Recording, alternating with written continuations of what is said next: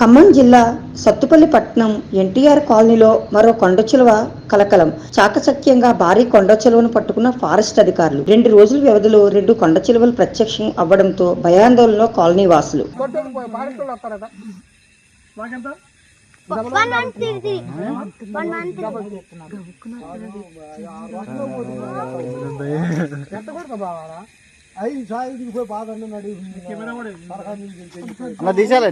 బురదలో తీయటం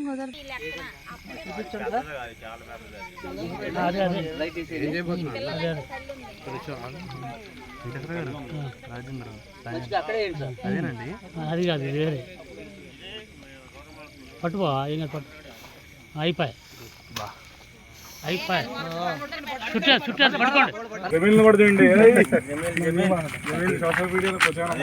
ఒక్కళ్ళు తీసి అందరూ పంపించండి. బస్తా ఉందండి ఏమన్నా బస్తా చూడండి.